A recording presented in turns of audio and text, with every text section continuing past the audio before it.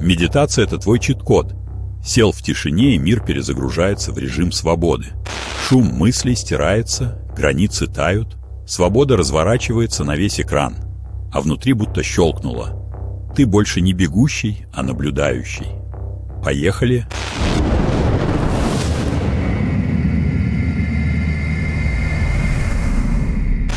Медитация – это не просто тихое сидение в позе лотоса с закрытыми глазами, а глубочайшее путешествие к сердцевине нашего существования.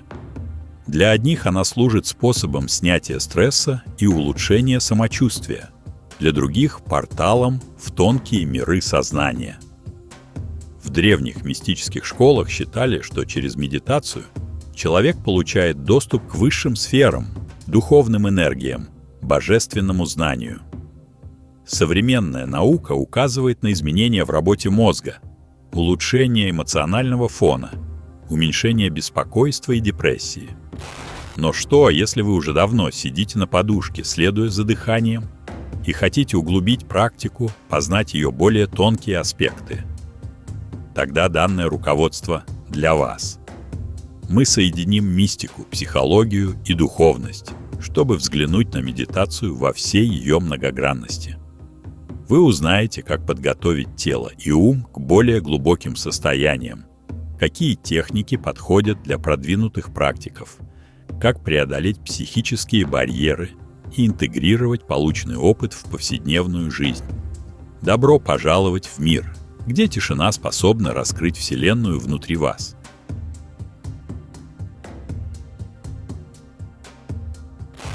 Часть первая. Природа медитации. Мистический взгляд. Союз с Высшим. В древних традициях, будь то ведическая, буддийская или даосская, медитация считалась путем слияния человеческого сознания с Абсолютом. Йоги и отшельники часами погружались в сосредоточение, стремясь преодолеть границы эго и слиться с космическим сознанием. В такой модели медитация – это портал, позволяющий душе подняться над иллюзией мира и ощутить свою истинную природу. Сторонники мистической парадигмы говорят, что во время глубокой медитации человек выходит за пределы ума и формы, приобщаясь к тому, что одни называют нирваной, другие – дао, третьи – атманом. В этом состоянии растворяются обыденные проблемы, исчезает страх смерти, приходит ощущение непоколебимого вечного присутствия. Научный подход. Изменения в мозге. Современная нейробиология рассматривает медитацию как практику, влияющую на работу мозга и нервной системы. Исследования с помощью МРТ и ЭЭГ показывают, что у опытных медитаторов активизируются участки мозга, отвечающие за внимание, эмпатию и эмоциональную устойчивость. Уровень кортизола, гормона стресса, снижается, а вегетативная система переходит в режим расслабления. Согласно научным данным, медитация не только успокаивает ум, но и меняет структуру серого вещества. Увеличиваются области, связанные с памятью и саморегуляцией, а негативно настроенные эмоциональные паттерны ослабевают. Таким образом, для ученых это феномен тренировки внимания, пластичности мозга и управления психикой. Эзотерический ракурс. Энергетика и многомерность. Эзотерические школы заявляют, что при глубоком погружении в медитацию человек начинает ощущать потоки энергии в теле, пробуждать тонкие центры, чакры и даже общаться с высшими планами. Появляются необычные переживания, вибрации, внутренний свет, выход за пределы эго, встречи с наставниками. Согласно эзотерическим воззрениям, человек многомерен. Помимо физического тела существуют тонкие тела – эфирное, астральное, ментальное. Через медитацию мы гармонизируем эти слои, открывая доступ к более высоким вибрациям. В этом пространстве становится возможны спонтанные озарения, ясновидение, духовные посвящения. И все же цель не в погоне за феноменами, а в обретении целостности и глубинной связи с источником бытия. Таким образом, сколько людей, столько и взглядов на природу медитации. Однако все они сходятся в одном. Это бесценный инструмент развития сознания, ведущий к преображению личности. Часть вторая – подготовка к глубокой медитации. Физическая настройка, поза, дыхание, комфорт. Даже продвинутые практики иногда игнорируют базовые условия, из-за чего медитация становится менее глубокой. Вспомним ключевые моменты. Поза. Важно, чтобы позвоночник был прямым, голова слегка приподнята, плечи расслаблены.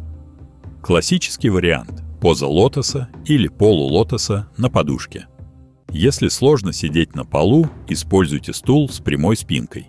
Смысл – дать энергии свободно циркулировать по телу, избегая излишнего напряжения. Контакт с землей. В даосской традиции считается, что через стопы или седальничные кости мы соединяемся с энергией Земли. Поэтому рекомендуется сидеть на натуральной поверхности или подушке. Дыхание. Постарайтесь выровнять его до глубокого и спокойного. Интересно, что многие техники советуют не контролировать дыхание, а лишь наблюдать его естественный ритм. Но в начале сеанса можно сделать пару-тройку медленных вдохов-выдохов, чтобы сбалансироваться. Одежда. Она должна быть свободной, не стягивающей талию, грудную клетку или горло. Часто советуют легкую натуральную ткань, не отвлекающую тактильно. Температура и обстановка. Теплое, проветренное помещение без резких шумов. Желательно убрать отвлекающие факторы. Телефон, громкую музыку. Легкий фоновый звук, например, шум вентилятора. Может даже помочь, если вы привыкли к нему, и он не будет аналитический ум. Ментальный настрой и мотивация. Для глубокой медитации важно состояние ума.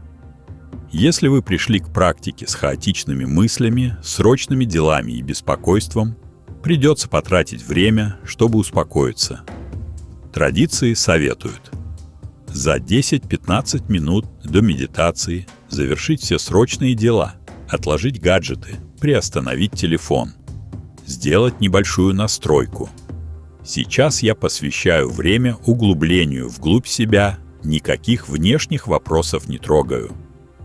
Если чувствуете накопившееся напряжение, можно выполнить короткую дыхательную практику, например, 4-4-4-4.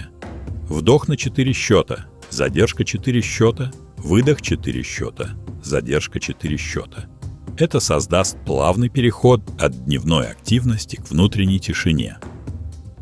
Мотивация тоже играет роль. Если вы подходите к практике по обязанности, результат будет поверхностным.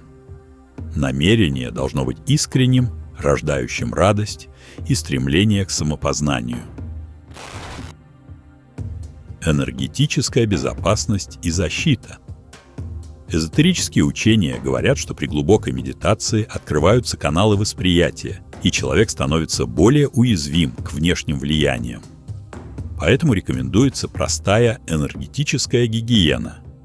Вообразите вокруг себя кокон из белого света.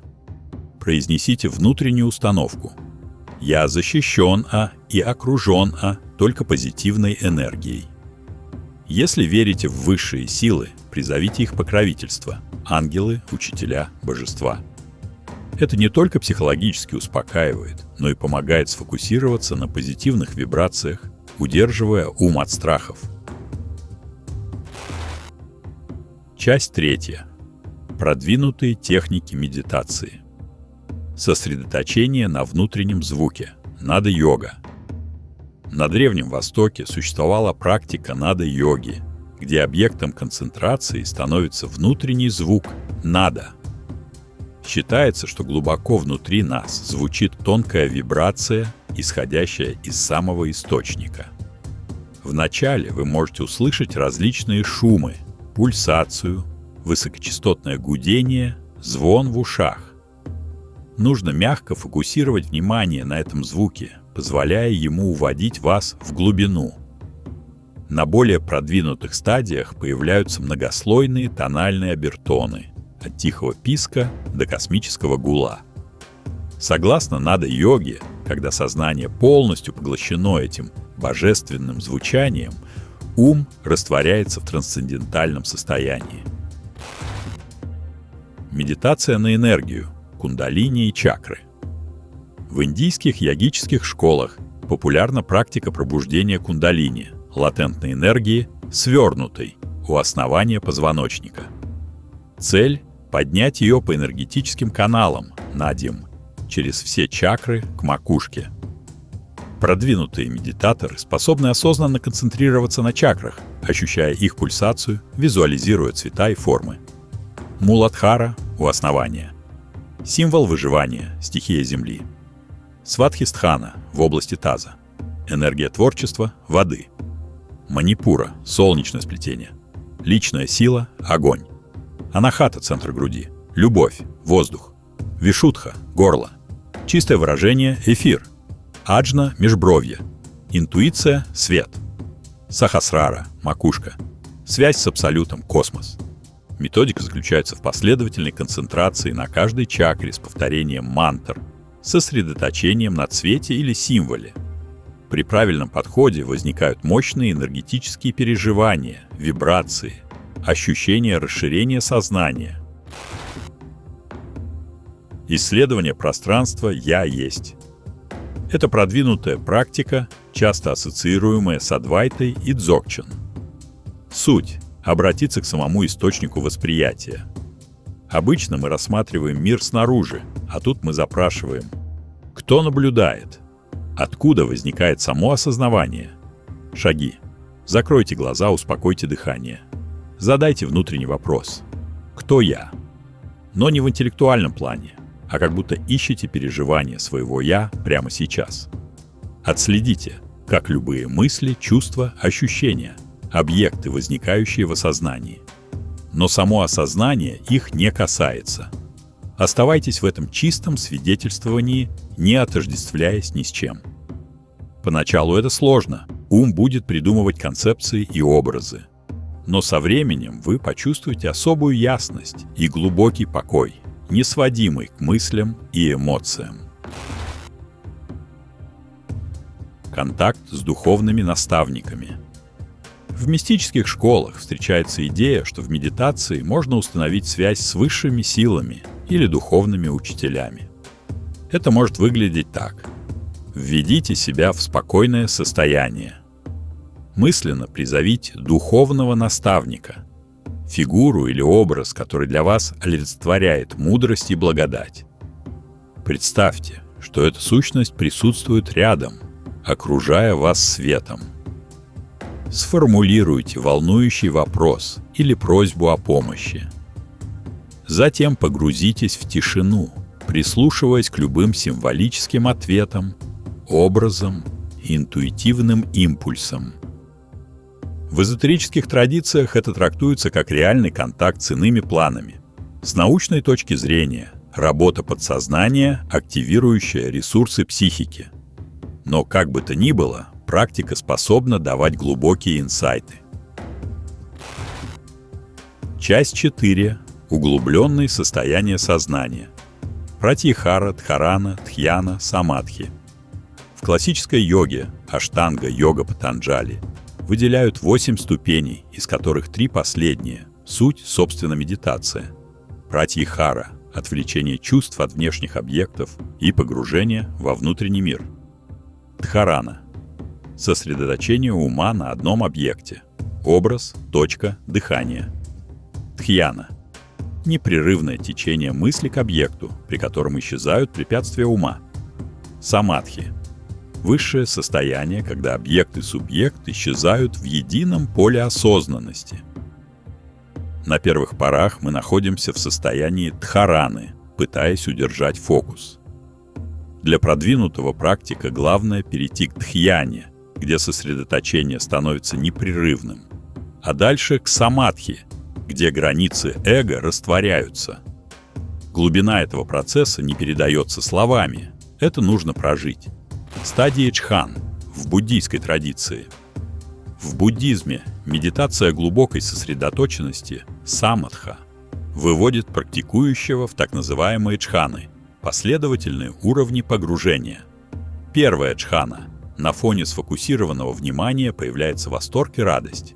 Вторая джхана – ум свободен от внутренней речи, сохраняя ясную радость и спокойное счастье. Третья джхана – радость сменяется глубокой умиротворенностью, равновесием и ясностью. Четвертая джхана – абсолютный внутренний покой и нейтральная ясность без волнений. Выше четвертой иногда выделяют еще состояние, где сознание переходит в бесконечность пространства, бесконечность сознания и так далее. Эти уровни отличаются колоссальной тонкостью восприятия и требуют большой устойчивости ума. Самадхи как высшее переживание. В ряде традиций самадхи приравнивают к просветлению. Однако есть уточнения. Существуют более поверхностные формы самадхи, где сохраняются следы эго и есть абсолютная реализация, когда личность трансформируется окончательно. Вы можете испытать временный всплеск блаженства, но не интегрировать это состояние в ежедневную жизнь. Часть 5. Препятствия и кризисы в практике. Застревание на одном уровне. Распространенная проблема у продвинутых практиков. Долгий застой на некотором этапе. Например, вы годами концентрируетесь на дыхании, но не чувствуете прорыва. Решение – сменить или освежить метод, ввести новые элементы, мантры, визуализации, обратиться к наставнику, который поможет увидеть скрытые блоки. Духовная гордыня. Иногда опытный медитатор начинает считать себя выше других. Я сижу по часу в день, у меня такие глубинные видения, значит, я особый. Это ловушка эго, называемая духовным высокомерием. Она блокирует дальнейшее развитие и порождает внутренний конфликт. Выход – осознание, что настоящий прогресс выражается в смирении, сострадании и искренней любви к миру. Психические нагрузки и сюрпризы. При глубокой медитации могут всплыть старые травмы, подавленные эмоции, темные аспекты психики. Это естественный процесс очищения. Но если проявления становятся слишком интенсивными, панические атаки, потеря адекватности, лучше обратиться к психологу или опытному учителю, совмещать медитацию с психотерапией. Перфекционизм и чрезмерные усилия. Желая достичь высшего состояния, некоторые перегибают палку, слишком долго сидят, подавляют тело, доводя себя до изнеможения. Медитация должна быть сбалансированной. Старание – это хорошо, но не доводите его до самокритичного фанатизма. Чрезмерное напряжение отдаляет цель, ведь одна из сутей медитации – глубокое принятие и расслабление. Часть 6. Синтез медитации с другими духовными практиками. Йога, асаны, цигун. Работа с телом очень помогает в углублении медитации. Практикуя асаны, мы растягиваем и укрепляем мышцы, улучшая циркуляцию энергии.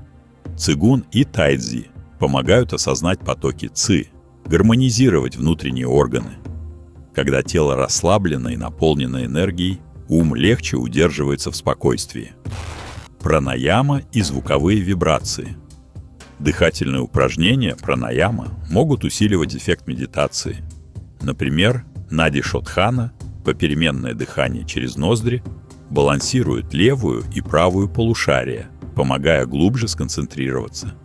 Звуковые вибрации, чтение мантр или использование поющих чаш формируют резонанс в теле и уме, способствуя быстрому погружению в измененное состояние. Ритуалы и молитвы. Некоторые традиции сочетают медитацию с ритуалами – свечи, благовония, алтарь и молитвами. С научной точки зрения такие элементы упорядочивают психику, создают священное пространство для практики. С эзотерической повышают вибрации и привлекают защиту высших сил. Если вы склонны к духовному мировоззрению, разумное использование ритуалов, способна ускорить прогресс. Часть 7. Этика и моральный аспект. Почему внутренние изменения требуют внешней осознанности? Подлинная медитация затрагивает все сферы жизни, а не только то, что происходит, пока вы сидите с закрытыми глазами. Если в быту человек агрессивен, лжив или эгоистичен, глубина медитации будет ограничена. Старые паттерны поведения тянут сознание в низшие вибрации. Многие учителя говорят, чтобы практика расцвела, нужны этические основы: доброжелательность, искренность, отсутствие насилия, чистая мотивация. Эти качества не просто духовная мораль, а часть фундамента, который определяет, насколько глубоко мы можем войти в тишину. Использование медитации во благо. Чем глубже вы погружаетесь в медитацию, тем больше растет ваша ответственность перед самим собой и миром. Возникает вопрос: зачем я развиваю этот потенциал? Если цель лишь самоутвердиться или заполучить власть над другими, практика может обернуться искаженными результатами, вплоть до психических отклонений или усиления эго. Правильно направленная энергия медитации помогает раскрыть истинное сострадание к людям, благожелательность и готовность делиться светом. Вы осознаете, что мир и вы неразделимы, что, принося пользу другим, вы приносите пользу и себе. Часть 8. Интеграция результатов в повседневную жизнь. Осознанность вне подушки. Если медитация остается только на подушке, то вы теряете львиную долю ее потенциала. Задача — перенести состояние внутреннего наблюдения и спокойствия в дела, работу, общение. Для этого практикуют короткие паузы медитации в течение дня. Остановиться на минуту, закрыть глаза или просто войти в режим наблюдателя. Осознать телесные ощущения, дыхание, настроение. Продолжить деятельность уже в более собранном состоянии. Так ежедневные заботы становятся полем осознанности, а не препятствием к духовному росту. Трансформация реакций. Замечательный признак прогресса – изменение автоматических реакций на стресс. Если вы замечаете, что больше не реагируете вспышками гнева, не впадаете в панику по пустякам, а вместо этого испытываете внутреннее спокойствие и способность мудро отвечать на вызовы, значит, медитация действительно перешла в повседневную жизнь. Творческое самовыражение. Медитация раскрывает глубинную энергию, которую можно выразить в творчестве: музыка, искусство, поэзия, рукоделие. Когда вы в контакте со своей сутью, вдохновение приходит естественно. Создавая красоту, мы выражаем внутренний свет, накопленный во время погружений в тишину. Пусть ваше творчество станет продолжением медитации, принося радость и вам, и окружающим. Часть 9. Возможные побочные эффекты и предостережения. Слишком интенсивные переживания. При некоторых техниках, особенно связанных с дыханием и энергетикой, возможны резкие ощущения, вроде жара в позвоночнике, приступов плача, видений. Это не всегда опасно, но может напугать неподготовленного человека. Спокойно наблюдайте, не паникуйте. Если явления становятся чрезмерными и мешают нормальной жизни, сократите время практики или проконсультируйтесь с учителем. Уход от социальной реальности. Бывает, что медитатор, испытывая блаженные состояния, теряет интерес к работе, учебе, отношениям. Это может быть временный кризис ценностей, когда прежние мотивации кажутся неважными. Однако уход в полную изоляцию не всегда полезен. Нам нужно учиться уравновешивать внутренний мир и социальную реальность. Истинный мастер не бежит от мира, а несет свой покой и мудрость в повседневные дела. Сопутствующая психотерапия. Если у вас есть серьезные психологические травмы, глубокие комплексы или психические расстройства, резкое усиление медитации может обострить внутренние конфликты. Рекомендуется параллельно работать с психотерапевтом или хотя бы иметь доступ к профессиональной помощи. Медитация – сильный катализатор, и важно грамотно сопровождать процесс интеграции. Часть 10. Заключение. Медитация – это дорога без конца, ведущая в глубину нашего сознания и одновременно открывающая необъятность Вселенной. Для одних это возможность снять стресс и найти гармонию, для других – встреча с высшими духовными реальностями, для третьих – научная тренировка ума. Каким бы путем вы ни шли, если вы действительно решите углубиться, вас ожидают открытия, способные в корне изменить жизнь. Главный секрет медитации – непрерывная практика с искренним сердцем. Даже самые продвинутые техники ничего не дадут без живого нацеленного намерения. Вплетайте медитацию в ткань своей жизни. От утренних сеансов до коротких пауз в течение дня, от работы с телом до созерцания небесных просторов. И помните, итоговый результат проявляется в том, становитесь ли вы более любящим, ясным, радостным человеком, обретаете ли мудрость и внутреннюю свободу. Медитация – это не просто тихий уголок в доме, а состояние, которое пронизывает все сферы бытия. Погружайтесь в ее глубины, исследуйте ее вершины, и пусть каждая минута сосредоточения дарит вам новые грани осознания. И, возможно, однажды вы раскроете ту безграничную реальность, которая всегда была внутри, но дожидалась подходящего момента проявиться.